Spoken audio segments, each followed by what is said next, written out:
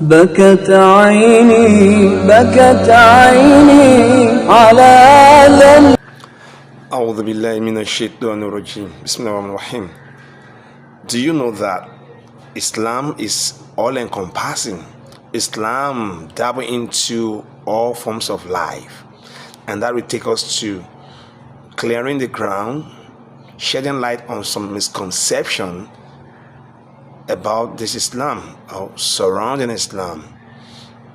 Most Muslims today and the non-Muslims misconstrue Islam and then attached a lot of negative thoughts, negative belief to Islam. Islam is a religion that touches or dabbles into every aspect of life. It is not limited to mosque. It is not limited to dressing. It is not limited to culture. It is not limited to certain race or color or ethnic group. It is all-encompassing. It is universal. That is Islam for you. That is why Allah subhanahu wa ta'ala said that لِيُظْهِرَهُ عَلَى دِينِ كُلِّهِ وَلَوْ كَرِهَ الْكَافِرُونَ. This religion prevails over all religion. It prevails over all cultures. It prevails over all forms of ethnicity. So because Islam is all-encompassing. So now today, let's look at Islam. Islam, what does it imply? Islam means, from the word salam, it means peace. It means tranquility. Al-Islam, Al-Istislam. It means that if you want to have a peace of mind, you want to live a peaceful life, then embrace Islam, and that will engender peace for you. You have the peace in your daily life. You have the peace economically, socially, morally, culturally, and what have you. Peace in all ramifications. That is the first meaning of Islam. Islam, again, it is also deen, religion, because Allah told us in Quran, Surah Al-Imran, verse chapter 3, verse 18, Inna dina inda Allahi al-Islam. So when you say deen implies a way of life. It implies practice. Inna dina inda Allahi al-Islam. The only recognized religion, way of life, is Islam, as mentioned by Allah subhanahu wa ta'ala. وَمَنْ يَبْتَغْ غَيْرَ الْإِسْلَامَ دِينًا. Whoever seek other way of life, whoever seek any other practice different from the practice of Islam, فَلَا يُقْبَلَ مِنْهُ. Allah said, we never accept from such. وَفِي الْآخِرَةِ مِنَ الْخَاسِرِينَ. On that judgment, such shall be among the losers. So Islam is the only recognized way of life. At the same time, when you say Islam, it's originated from one source, and the source is from Allah alone. Islam, the only source, the fashioner, the maker, the author of Islam is Allah, our God. Inna dina inda Allahi al-Islam. No other person except Allah subhanahu wa ta'ala. And this person, Allah subhanahu wa ta'ala, who has recommended Islam, has also institutionalized it with forms of worship, with forms of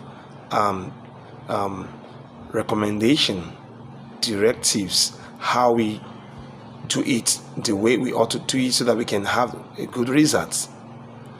Just like the case of somebody who go to a factory to buy a car, when you get a car, you buy a car, the manufacturer will give you a manual with which you apply all forms of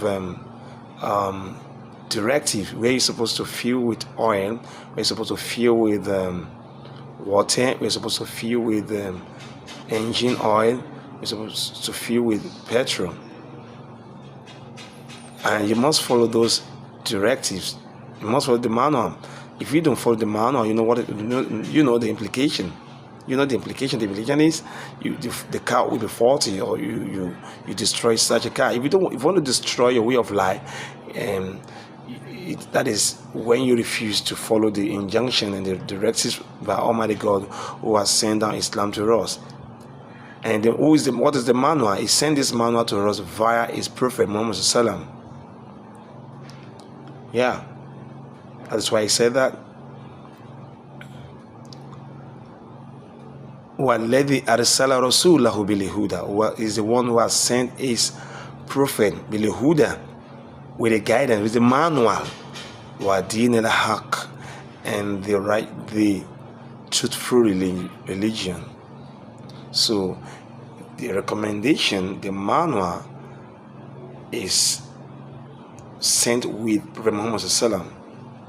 And Prophet Muhammad Sallam, Allah said that is the exemplary character, the person we can just take as a mirror, somebody we can just follow. We just follow him in total. That is why he said that Ati'u Allah wa ati'u Rasulah. He said, follow Allah and follow his prophet. We cannot see Allah, but we can see his prophet. Ati'u Allah wa ati'u Rasulah. Follow Allah and follow his prophet. What do you want to follow in terms of prophethood? It is to follow his recommendation. That means the practice of Islam. And this Islam is not limited to a particular race or particular ethnic group, particular language or coloration. No, it is universal. Because Allah said that, Alhamdulillahi Rabbil Alameen. Praise be to Allah, the Lord of the universe, the one who sent this religion to us, who has recommended this religion for us, is the Lord of the universe.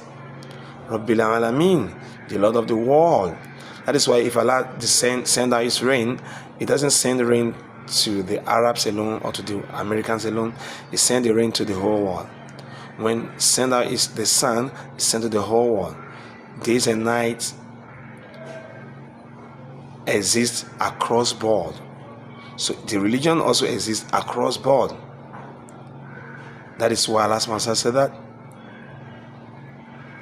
this religion, Al-Yawm Akmaltu Lakum, this religion is a complete one, perfected one. It doesn't need any adjustment. It is all encompassing. Allah said that Al-Yawm Akmaltu Lakum Dinakum, I have completed religion, which is Islam for you. Wa atmamtu alaykum ni'mati wa raditu lakum Islam Adina. I've perfected my favor upon you, and I've pleased with Islam as a religion for you. So religion of Islam, it is for the whole universe, both Africa, America, the Asian, the Atlantica, the North America, the whole universe. Islam is for the whole mankind. That's why Allah said that. Kul ya ayyuhan nas, say, O mankind, I'budu rabbakum, worship your God, worship your Lord, alladhi khalaqakum wallazina min qablikum, the one who has created you and those before you. It's to prove to us that Islam is for every one of us. And this Islam we're talking about I haven't confirmed the fact that it is all encompassing. It has the rules. It has manual. It has recommendation. You don't just say I want to do Islam and you do it anyhow. There's recommendation. And what's the recommendation? You can find it only with Prophet Muhammad Sallam. Prophet Muhammad Sallam. Ati'ullah wa ati'ur Rasulah. Follow Allah, follow His Prophet. So anyone that follows Allah and follows His Prophet and accepts Islam, they are referred to Muslims. So anyone that practices Islam is called Muslim. That's why Allah said that. So if you want to embrace Islam, you come into the fold of Islam completely.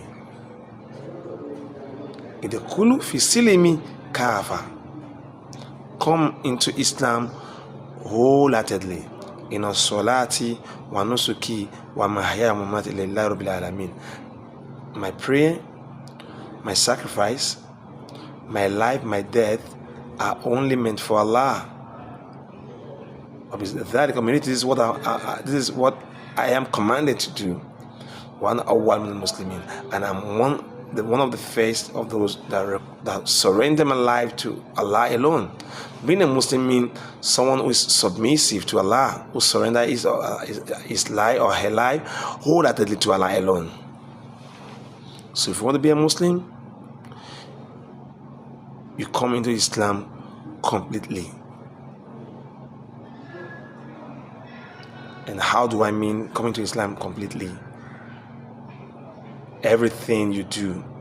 So Islam is both religion, way of life, education, social life, marital life, political life, economical life, financial life. All forms of your life is all embedded in Islam. You cannot be a Muslim in the mosque and at your place of work you're something else. No. Islam must cut across all facets of your lives. All facets of your life. That's what we call Islam for you. And Islam, as we said, we need to understand some fact there. One of the fact is it's as recommendation, and this recommendation, like you said, Prophet Muhammad Sallam is the one Allah has given the recommendation. One of the recommendations is the Quran Kareem, our manual, our way of life, our constitution. It has book, because Islam is organized. There's a book. That book is meant for constitution. The Quran. It has structure. One of the structure is daily salawat, 5 daily prayer. And this structure, it is between individual and his God. The way you communicate with Allah on daily basis, way of worship. Worship, the way you serve your God, the way you worship Him, Allah put in place salat. The Quran as the manual, as the constitution that guides you and I. We also have the spiritual upliftment that we do once in a year, which is the fasting. Fasting referred to be Sawm Ramadan. And we have Hajjul Bayt, pilgrimage to Mecca. It's one of the structure, pilgrimage to Mecca. And this is what we call 5 pillars of Islam. 5 pillars. The first one of the pillars is you believe in Allah, that Allah is one and no other God beside Him. one God. The second one is you believe in his prophet.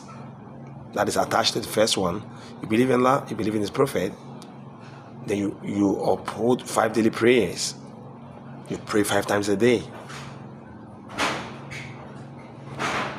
You fast during Ramadan, as mentioned earlier. You go for Hajj if you have the financial capacity. You have the sound health. And you also pay what we call zakat. The zakat, that is what we call the compulsory almsgiving from those who are financially buoyant to those who are financially incapacitated. We give it to them. These are the structure. 5 daily prayers, structured as Muslims. Of all we've mentioned so far, you cannot omit anything there. All of them are compulsory for every Muslim, except zakat and Hajj for those who have the capacity. If you don't have the capacity to go to Hajj, you don't have the capacity to embark on zakat, you're free. But if you have the capacity, it is also compulsory for you.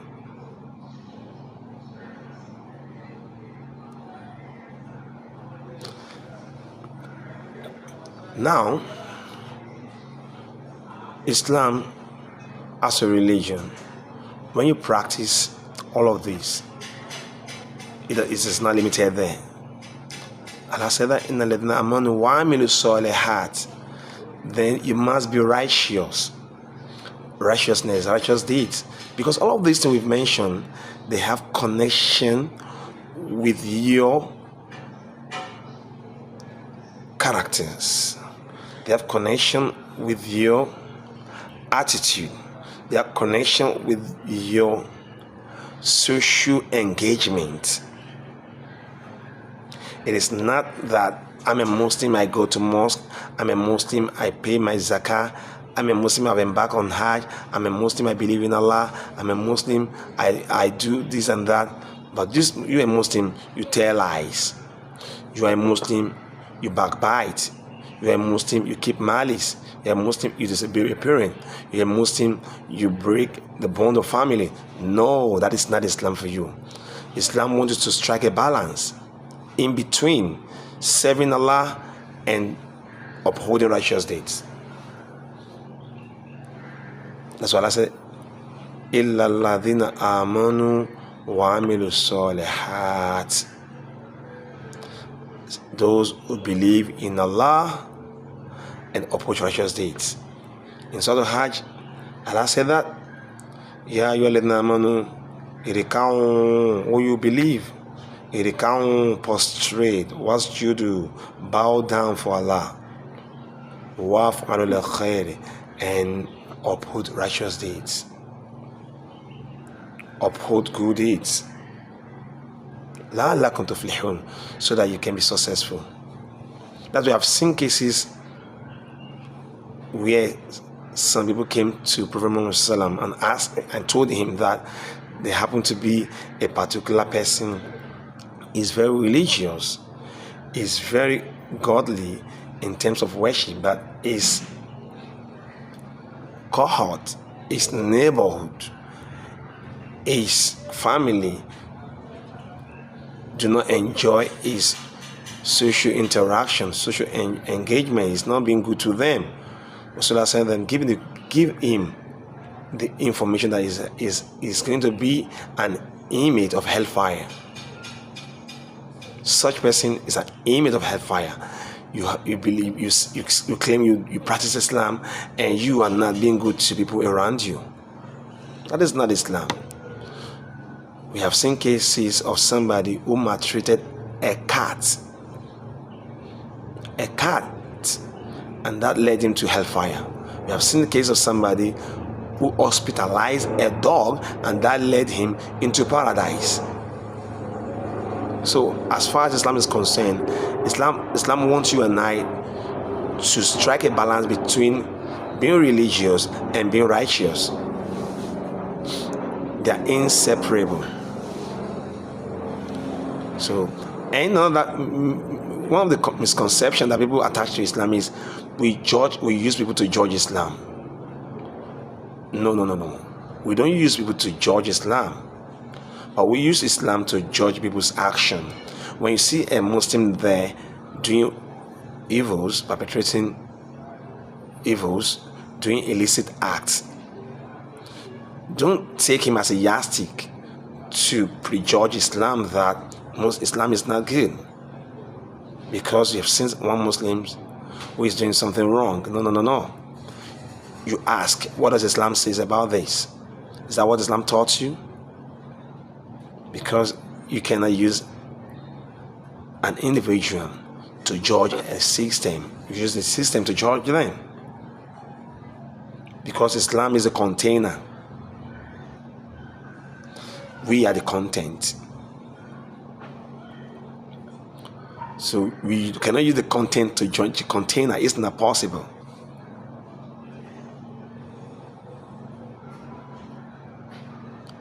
So we cannot use people to judge Islam, but we use Islam to judge them. Islam, as we speak today, is a religion that cut across every ways of life, and Muslims need to continue to dwell in it and take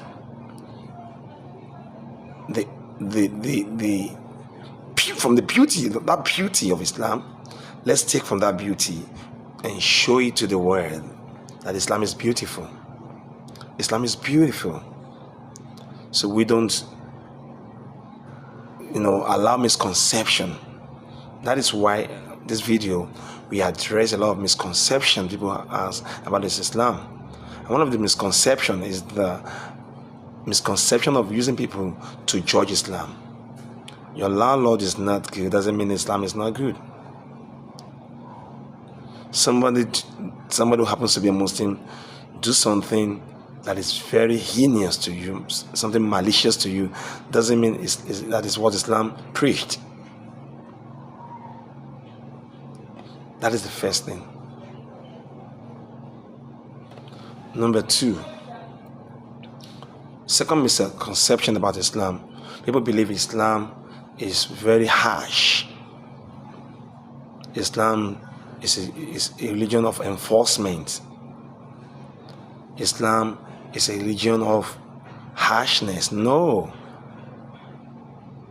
That is why it is called Islam, a religion of peace. There's no enforcement in Islam. That's why Allah said that Id'u ila sabili rabbika. Invite to the path of your Lord bil hikmah, with wisdom, wa mau'izat al-hasana, and good preaching. We invite people to Islam via wisdom. We don't force people to practice Islam. For example, if you are living in the midst of Muslims and you're not a Muslim, nobody will force you to go to mosque. Nobody will force you to use a hijab. Nobody will force you to read Quran. They can only encourage you. They can only tell you the beauty of Islam. They can only showcase to you the reason why you have to do it. But you will not be forced. If you don't do it, so be it. If you do it, it's your own merit. Allah said that La ikraha fi din. There is no compulsion in this religion. No compulsion in this religion. But the one thing is, let's go to the level of, let's go to the neutral level now. If you're in a school, this is a school setting. We have a school, and in that school, the school owner asks, we have what we call uniform we use in the school. There's a uniform every one of us use in the school, and the uniform maybe is green. Everybody use green uniform. If you happen to be the proprietor or proprietress, will you allow any child to contravene the standard and bring white uniform to school? Will you allow it? You will not allow it. You will tell that person, get out, because it belongs to that school. So if you are a Muslim, you're already a Muslim, practicing Islam, you are with us. That is when you can see situation where people are cautioned as Muslim. If you are a Muslim, you've been practicing Islam, you cannot just do anything evils. You cannot just do anything malicious. You're going to be cautioned for it, because you're going to destroy many things. Just like in a school setting where the school owner will not allow anyone to contravene the standard. But if you are not in that school, you are not a Muslim, you are not in that environment, nobody will disturb you. You're free.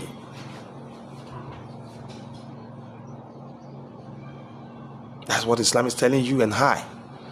You don't compulsory if you are not one of us. But if you are one of us, we have to know the reasons why you want to contravene. You have to know the reason. We cannot allow you to go astray. We cannot allow you to be misled. We need to caution you. We need to call you back. We have to call your attention. I cannot see somebody heading into a pit or into fire and allow the person to just go without telling him, please, that's not the way, that's not the way. You're heading toward distraction. So Islam is not a religion of enforcement. It's a religion of engagement. It's a religion of dialogue. It's a religion of preaching.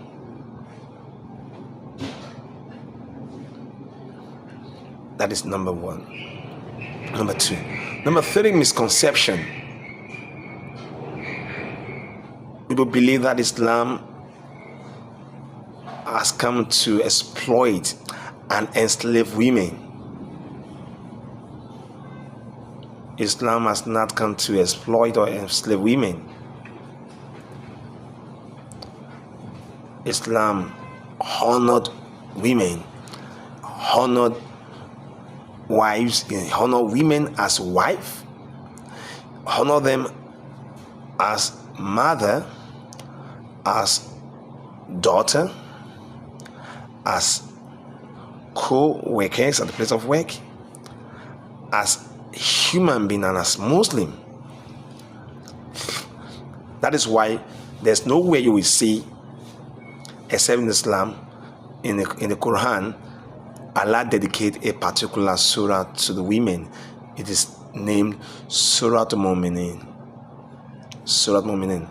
I mean, the surah of women, to tell you how big women are in Islam. Somebody asked Prophet Sallam that who deserved the best of good.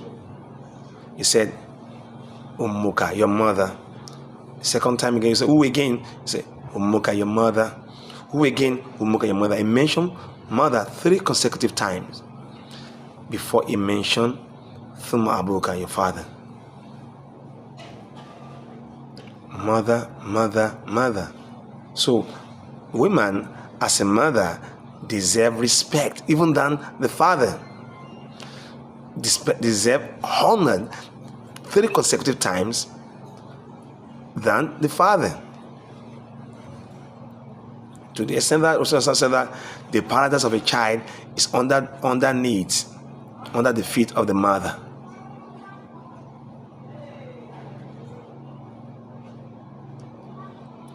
Sometimes we make mistake with that. Okay, why does Islam allow 2 wives, 3 wives? This is a natural thing. It's not about multiple wives. It's about every woman deserves to have a husband.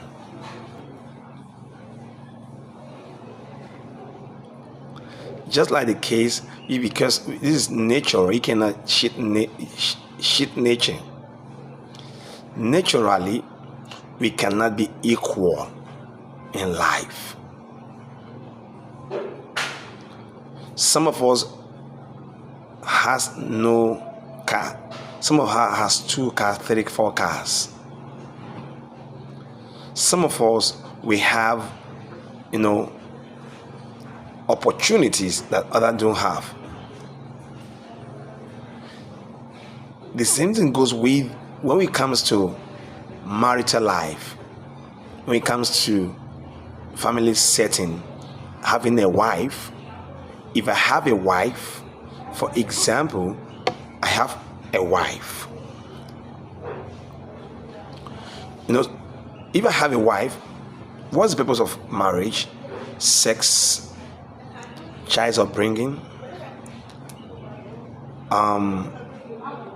conjugal relationship, communal relationship, and what have you. We to set up the family. All of this plays a lot of vital role, and none of them should suffer. As a man, at times, some men are very, very strong sexually, that a woman cannot satisfy them. And such a situation, should the man fornicate or have more wives? If the man should go for fornication, that can destroy the family. It's better for him to get extra wife. Sometimes when a woman is breastfeeding or is taking care of a child, she might not have the man might not have access to her.